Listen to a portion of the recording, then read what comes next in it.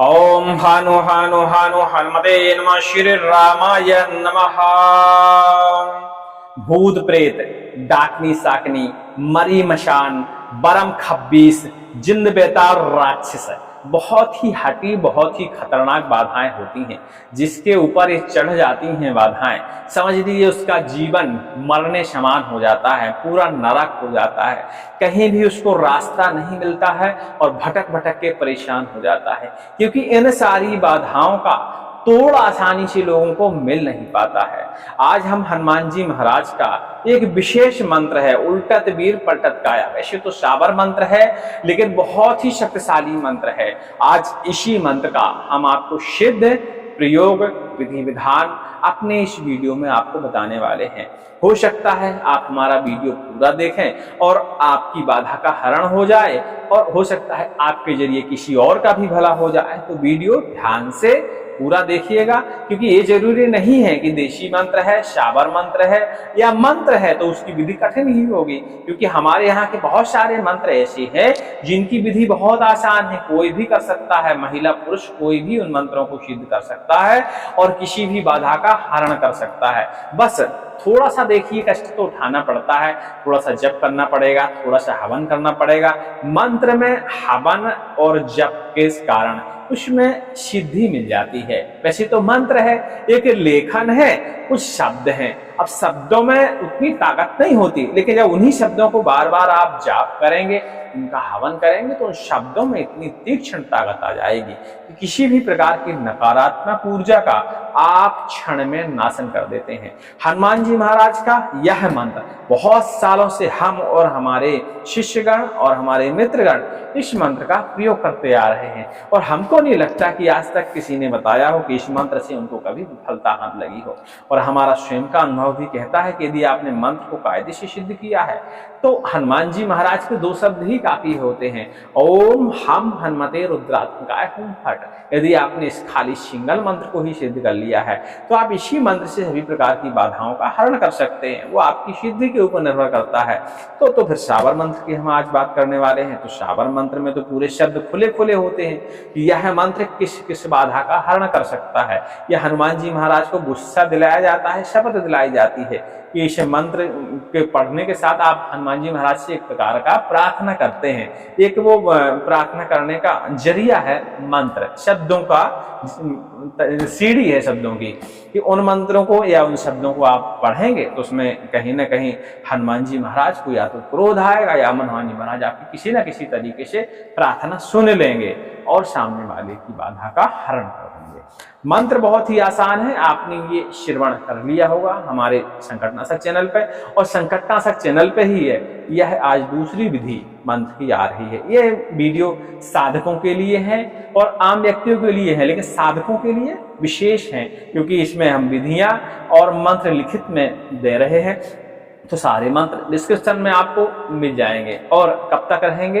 अष्टमी की रात्रि तक ये सारे मंत्र हमारे डिस्क्रिप्शन में उपलब्ध रहेंगे। ठीक है, तो आप आराम से देख लीजिएगा, आराम से लिखिएगा और खूब रटिएगा इनको। लेकिन अष्टमी की रात्रि में सारे मंत्रों को लेखन जो आपके पास है उसका आप विसर्जन कर दीजिएगा, सारे मंत्रों को कंठस्थ कर लीजिएगा। ठीक है, तो मंत्र आपकी जिंदगी भर कार्य करते रहेंगे। और आपने किताब में रख के लिख के और रख दिया सड़ने के लिए, धूल चढ़ाने के लिए, मंत्र वो वहीं आपका काम खत्म हो जाता है, फिर वो मंत्र कार्य नहीं करता। वैसे भी देशी मंत्रों में लिखने का विधान बहुत ही कम रहता है, इनको रटने का विधान रहता है, कंठस्थ करने का विधान रहता है।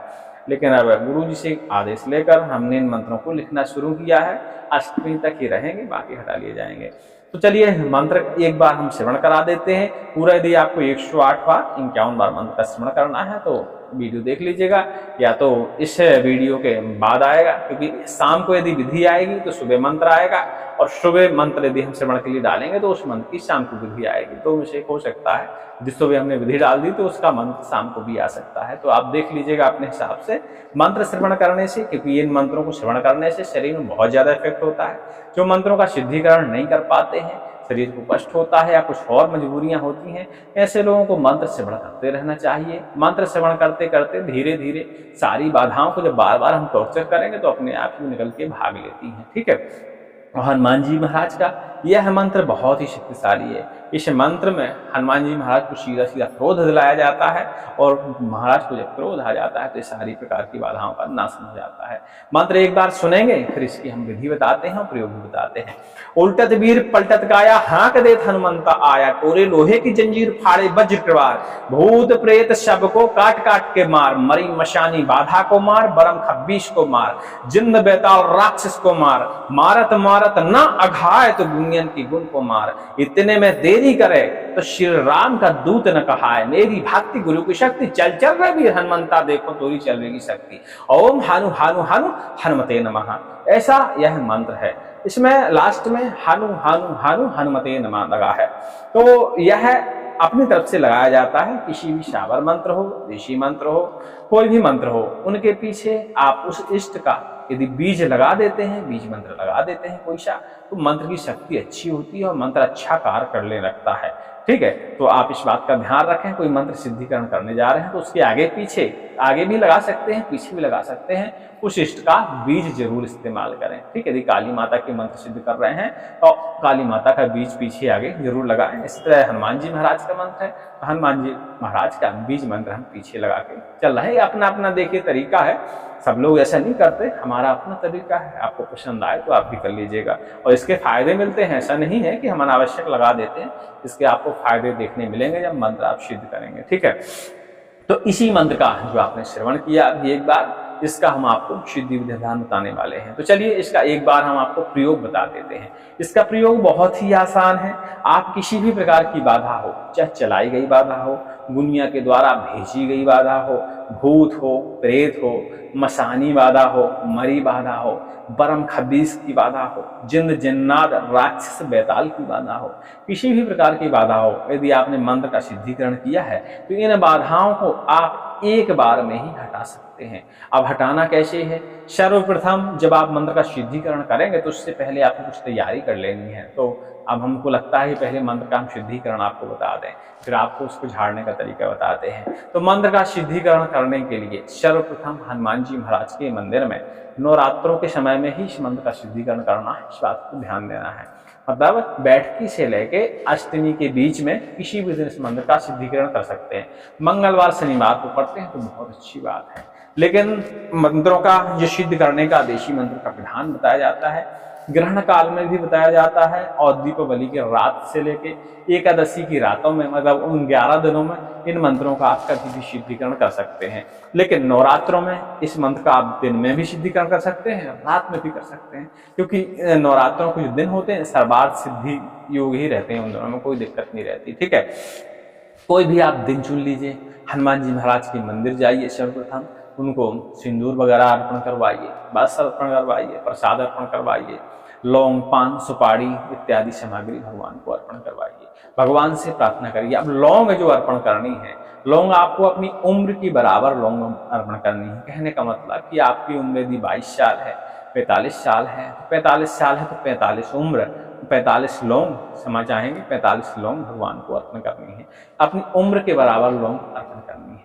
तो ऐसा आप करिए, भगवान से प्रार्थना करिए, घर वापस आइए। क्योंकि इस मंत्र का आप वैसे तो मंदिर में भी सिद्धिकरण कर सकते हैं, तो चाहे तो घर में भी मंत्र का सिद्धिकरण कर सकते हैं।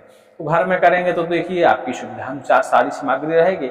आप मंदिर में करेंगे तो वहाँ सारी चीजें उपलब्ध नहीं हो पाती, लेकिन व्यवस्था हो मंदिर में मंत्र का सिद्धिकरण करना अति उत्तम माना जाता है। लेकिन घर में करेंगे तो हनुमान जी महाराज की एक सौम्य तस्वीर यदि सफेद हनुमान जी की मिल जाए तो बढ़िया सफेद हनुमान जी की एक सौम्य तस्वीर सामने लगाइए, उनका मुंह दक्षिण दिशा की ओर करिए और उत्तर दिशा की ओर आप मुंह करके बैठेंगे जब मंत्र का सिद्धिकरण करेंगे। ठीक है, तस्वीर लगाइए, तस्वीर के ऊपर प्रसाद से जल अर्पण करिए। इसके बाद तिलक, सिंदूर, प्रसाद जो भी है आप चाहें तो घी वाले रोट और गुड़ वाली पूरी जिसे कहते हैं घी के साथ बना के उनको भगवान को अर्पण करिए। चने की दाल का प्रसाद लगाइए। ठीक है, इसके बाद भगवान से प्रार्थना करिए एक बार और एक 4 मुख का दीपक जलाइए जो कि शुद्ध घी से जलना चाहिए। इस बात का आपको ध्यान देना है।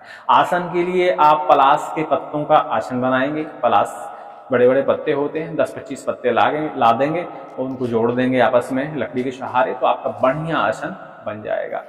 यदि आप पलाश के पत्ते नहीं ला पाते हैं तो आप कम्मल का, जो भेड़ की बाल होते हैं, ऊन होते हैं, कम्मल का आसन भी आप बना सकते हैं। पवित्र होना चाहिए, ये बात का आपको ध्यान देना है। बढ़िया आसन जमाइए और बैठ जाइए। माला आप रुद्राक्ष की इस्तेमाल कर सकते हैं, कमल और चंदन की दो में से एक माला इस्तेमाल करेंगे तो अति उत्तम बात है। ठीक है, इसके बाद आप उत्तर दिशा की ओर मुख करके बैठ जाइए। सर्वप्रथम नारसिंह कवच का पाठन करिए, 11 बार कम से कम पाठन करिए और 11 बार ही अग्नि में होम लगाइए। मतलब एक बार कवच पढ़िए, उसका एक बार होम लगाइए। ठीक है, ऐसे 11 बार आप पढ़िए, ज़्यादा नहीं पढ़ना, क्योंकि नारसिंह कवच को सिद्ध करने की आवश्यकता नहीं है आपको। जब उसका अलग से विधान है करेंगे तो अच्छा। यहाँ आपको सिर्फ सेफ्टी चाहिए, अपनी सुरक्षा चाहिए, तो सिर्फ 11 बार पढ़ेंगे, 11 बार उसका होम लगाएंगे। उसके बाद जब होम लगाते हैं तो ऊपर जो धुआं निकलता है उस धुएं को अपने हाथ में ऐसा करिए और अपने शरीर में बढ़िया धुएं को आंखों में, कान में, नाक में, शरीर में, पैरों में, आसन के ऊपर, ठीक है, ऐसा उसको बढ़िया स्पर्श करिए। इसके बाद जिस चीज में आपने होम लगाया है अग्नि में, वहाँ थोड़ी बहुत राख ठंडा ही गई होगी, उस भस्मी को या राख को लीजिए। इसी नारसिंह कवच को एक बार पढ़ते हुए आपने चारों तरफ आसन के और एक बढ़िया घेरा बना लीजिए। ठीक है, वापस जोड़ दीजिए घेरा को, ये आपका घेरा हो गया। अलग से घेरा मंत्र सिद्ध करने की जरूरत नहीं है यदि आप नारसिंह कवच का इस्तेमाल कर रहे हैं तो। ठीक है, इतना आप करके आपका संपूर्ण विधि विधान लगभग हो ही गया है। अब आप इस मंत्र की माला जप करिए। कितना माला जप करिए? देखिए, नवरात्रों में ज्यादा माला जप करने की आपको आवश्यकता नहीं है, सिर्फ आप 11 माला जप करिए। यदि 11 माला कभी आपके पास समय नहीं मिल रहा, 3, 5, 7, 11 इस हिसाब से आप अपने समय के अनुसार माला जाप कर सकते हैं। 3 भी यदि माला आप जाप कर लेते हैं तब भी यह मंत्र आपका कार्य करेगा। लेकिन हम कहते हैं जितना ज्यादा जप उतनी ज्यादा शक्ति, लेकिन ये भूत प्रेत धारण के लिए इतनी शक्ति बहुत है कि आप 3 या 5, 7 माला भी कर लेते हैं, बहुत शक्ति मिल जाती है मंत्र में। आप जीवन भर इस मंत्र का प्रयोग कर भूत प्रेत बाधाओं का हरण कर सकते हैं। और जीवन भर यदि इस मंत्र का आप जाप करते रहेंगे, भाई डेली 2, 4, 10, 15, 21 बार ऐसे जाप तो कर ही लेंगे तो कोई दिक्कत नहीं है, कर लिया करिए। मंत्र की शक्ति हमेशा बढ़ती रहेगी। तो आप अपने हिसाब से, विधान इससे 11 माला का है, आप समय के अनुसार बताया 3, 5, 7 कोई भी जप कर सकते हैं। लेकिन हवन इस मंत्र का 108 बार ही करना है, उतना नहीं चूकना है, उसमें कमी नहीं है। 108 बार हवन कर दीजिए। ठीक है, इतना करने के बाद हनुमान जी महाराज का यह मंत्र सिद्ध हो जाता है। अब आती है प्रयोग करने की बारी, लेकिन इससे पहले और छोटी सी बात सुन लीजिए। अक्सर देसी मंत्रों में ये समस्या होती है कि जब भी आप मंत्र का जाप करते हैं, इनमें शुद्धिकरण करते हैं, तो कोई ना कोई विघ्न आता है या अलग से इशारे मिलते हैं। तो आपने कवच, हमने इसीलिए पहले आपको करवाया है कि भाई वो करेंगे आप तो सारी बाधाएं आपसे दूर रहेंगी। कवच डिस्क्रिप्शन में लिखा मिलेगा और कल जो हमारा वीडियो रिलीज हुआ होगा उसके डिस्क्रिप्शन में भी मिल जाएगा, तो आप अपने हिसाब से देख लीजिएगा। ठीक है, और इसके डिस्क्रिप्शन में भी चेक कर लीजिएगा, आपको बिल्कुल लिखा हुआ मिलेगा, निश्चिंत रहिए। आप जैसे ही नीचे मोर पे क्लिक करेंगे आपको नीचे कवच लिखा हुआ मिलेगा, यह मंत्र भी आपको लिखा हुआ मिलेगा। ठीक है, इसके बाद आपका मंत्र जैसे सिद्धिकरण हो गया। मंत्र सिद्ध करते समय यदि कोई इशारे मिलते हैं आपको, हनुमान जी महाराज का इशारा मिलता है या उनकी छवि बार बार आपके दिमाग में बनती है, या आपके शरीर को कोई स्पर्श करता है, आपके शरीर को हिलाता डुलाता है, या कानों में आपकी आवाज़ सुनाई देती है, तो घबराने की बिल्कुल जरूरत नहीं है। वो बाबाजू की आस हो सकती है, क्योंकि आप तो जानते हैं कलयुग में बाबाजू प्रत्यक्ष रूप से रहते हैं। तो हो सकता है कि मंत्र का आप सिद्धिकरण कर रहे हैं, इसमें मंत्र में ज़्यादातर महाराज जी को गुस्सा दिलाने का विधान रहता है। तो हो सकता है महाराज जी को क्रोध आ गया हो, तो आपके आसपास भटकने लगे हों कि बताओ कहाँ है भूत, बताओ कहाँ है भूत। ठीक है, ऐसा भगवान को जब गुस्सा दिलाओ, उनके सवार मंत्र पढ़ो तो उनको गुस्सा आती है, कहाँ है भूत, कहाँ है भूत, कहाँ है, किसको मार रहे हैं, किसको मार रहे हैं। ठीक है, तो परेशानी की बिल्कुल बात नहीं है। बस मंत्र के हवन की समाप्ति के बाद भगवान से बढ़िया प्रार्थना करिएगा, जो भी त्रुटि हुई हो क्षमा करें। इस मंत्र का इतना इसमें बल दें कि हम किसी की भी बाधा का हरण कर लें और उपकार हेतु इस मंत्र का प्रयोग करें, हमारी बाधाओं का भी हरण हो जाए। अब आती है बारी इस मंत्र के प्रयोग की। तो इसके 2 तरीके हैं प्रयोग करने के। ठीक है, पहला तरीका जो सबसे ज्यादा कारगर माना जाता है, गौ की जो पूंछ होती है उसके पूंछ के जो एक्स्ट्रा बाल होते हैं जो उसके उपयोग के नहीं रहते, उन बालों को आप लीजिए, उसकी एक बढ़िया सी रस्सी बनाइए। ऐसी रस्सी बनाइए जो साल 2 साल चल जाए। ऐसा ना बनाइएगा कि आपने बाल हिलाए उड़ गए सब। बढ़िया रस्सी बनाइएगा। नहीं बना पाते हैं किसी कारीगर से उसकी बढ़िया रस्सी बनाइएगा। एक मुट्ठा बाल यदि आपके पास होंगे तो आपकी बढ़िया रस्सी तैयार हो जाएगी। और वैसे भी गऊ के बालों की रस्सी जल्दी खराब नहीं होती है, ठीक है। तो एक बढ़िया रस्सी बनवाइएगा। रस्सी की जो लंबाई है वह 3 फीट होनी चाहिए, ठीक है। 3 फीट से कम नहीं होनी चाहिए। इससे अधिक हो जाए तो कोई बात नहीं, उसको मोड़ ओढ़ के आप अपने हिसाब से इस्तेमाल करिएगा। अब जैसे किसी के ऊपर भूत प्रेत बाधा है, बरम खब्बिश की बाधा है, जिन्नात की बाधा है, खासकर मसान की बाधा है, या गुनिया के द्वारा चलाई गई किसी प्रकार की बाधा है, तो आप एक बार मंत्र पढ़ेंगे और उसी रस्सी का जो गऊ के बालों से, पूंछ के बालों से बनाई गई है, हमारे यहाँ सांट या सौंटा कहते हैं उसको, आप क्या कहते हैं कमेंट करके हमें बता दीजिएगा, ठीक है। तो उस रस्सी को हाथ में पकड़े रहना है, एक बार मंत्र पढ़ना है और अच्छा मिला के पीठ में जड़ देना है। ऐसा आपको 5 से 6 बार और अधिकतम 11 बार तक करना है। इसके बीच में ही यदि सवारी वगैरह आती है तो रुकना नहीं है। भाई उसने तो दोष किया है, शरीर में बाधा डाल के रखा है, शरीर को पेर रहा है, शरीर का खून चूस रहा है, तो आपको दया करने की जरूरत नहीं है। बिल्कुल लगे 11 बार आपको बजा देना है जब तक कि शांत ना हो जाए। हाँ, लेकिन इससे पहले यदि वो कुछ अच्छा बताने लगे, क्योंकि कई बार क्या होता है हमारे कुल के इष्ट वगैरह भी परेशान करने लगते हैं। जब वो कष्ट में होते हैं तो हमको कष्ट देने लगते हैं। तो ऐसे में आपको ये समझने वाली बात है कि आप चाहें तो सवाल जवाब कर सकते हैं। वो झाड़ने वाले के ऊपर निर्भर करता है कि किस हिसाब से डील करेगा, ठीक है। तो आप सवाल जवाब कर सकते हैं, उनसे उपाय पूछ सकते हैं। लेकिन ज़्यादातर यदि मरी मशानी जैसी बाधाएं तो गुमराह करती हैं। वो आप जैसे ही बार करना शुरू करेंगे तो उल्टा सीधा बताती हैं। वो कोई जिन्न बताएगा, कोई कुल देवी बताएगा, वही देखेगा कि तुम्हारे परिवार में साल 2 साल पहले कौन मर गया है, वही बन के बता देगा। मतलब अपने परिवर्तित नाम गुमराह करने की भरपूर कोशिश करेगा, सच्चाई सामने नहीं आने देगा। मशान की बाधा होती है जब, ये कष्ट बहुत ज़्यादा होता है। तो ऐसा यदि लग रहा है आपको तो निसंकोच सौंटे के प्रहार करते रहिए और भूत बाधा को समाप्त कर दीजिए। हनुमान जी महाराज का यह मंत्र भूत प्रेत बाधा को परमानेंट समाप्त कर देने वाला मंत्र होता है।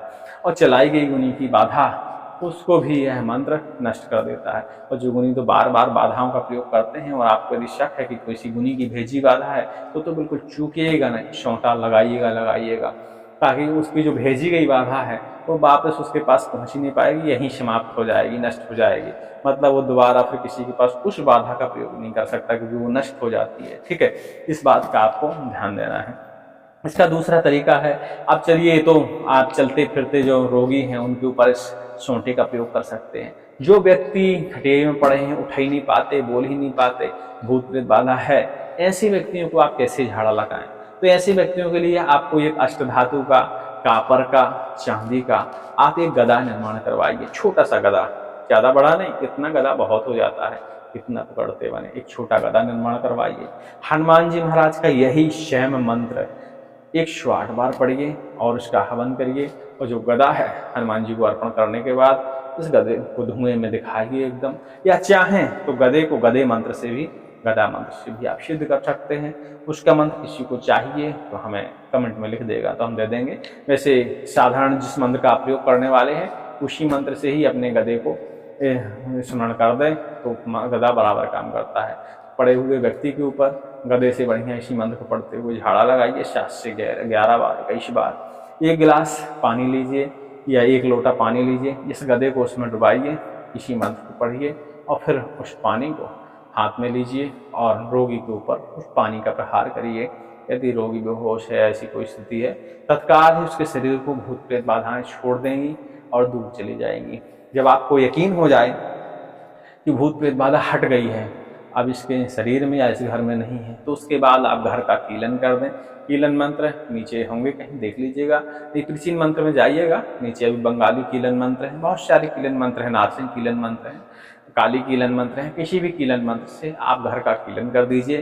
और इसके बाद नारसिंह कवच से आप पढ़कर थोड़ी सी भस्मी उठाकर एक ताबीज में डालकर ताबीज पहना दीजिए, ठीक है। इतना करने के बाद पूरा घर, पूरा परिवार, शरीर सब सुरक्षित हो जाते हैं। इस विधि को आप अपने ऊपर भी आजमा सकते हैं। यदि आपको भी लगता है कि आपके ऊपर भी बाधाएं हैं तो आप स्वयं का भी झाड़ा लगा सकते हैं। लेकिन स्वयं का झाड़ा लगाने के लिए आपको सांट मारने की जरूरत नहीं है। आपने इस मंत्र का जापन किया है इस मंत्र का हवन किया है, उसी हवन की भस्मी को उठाइए, थोड़े से सरसों के तेल में भस्मी को डालिए, एक चुटकी, उसको इस तरह करिए। यदि आपको लगता है कि आपके शरीर में भूत प्रेत है तो उसको बढ़िया से पूरे शरीर में उस भस्मी का एक बार लेपन कर दीजिए। आपके शरीर से खड़बड़ा के भूत बाहर हो जाएगा और दोबारा आपके शरीर में आ नहीं पाएगा। वैसे तो जब आप जाप करते हैं उसी समय ही भूत भाग जाते हैं। यदि आपके ऊपर कोई नकारात्मक प्रभाव होता है तो हवन या सिद्धिकरण कर रहे होते उसी समय वो निकल लेते हैं, वो समझ जाते हैं कि अब यहाँ मेरा बस नहीं चलने वाला। ठीक है, चलिए, उम्मीद करते हैं शॉर्ट विधि समझ गए होंगे। किसी भी जानकारी के लिए आप टेलीग्राम में संपर्क कर सकते हैं, क्योंकि अब सिद्धि मुहूर्त आने वाले हैं तो बराबर हम आपके सवालों का जवाब देंगे। प्राइवेट में सवाल करेंगे आप तब, ओपन चैट में करेंगे तो बिल्कुल जवाब नहीं मिलेगा। ओपन चैट सिर्फ ज्वाइन करने के लिए है, बाकी उसके बाद हमारे प्रोफाइल आइकन पर क्लिक करिए, वहाँ आपको दिखेगा ओनर रामकुटी, उस पर जाइए और वहाँ हमको मैसेज कर दीजिएगा, वहाँ आपके सारे सवालों का जवाब दे देंगे। ठीक है, मंत्र लिखित में हर हालत में डिस्क्रिप्शन में मिलेगा, चेक जरूर कर लीजिएगा। सभी को जय श्री राम, जय हनुमान जी महाराज।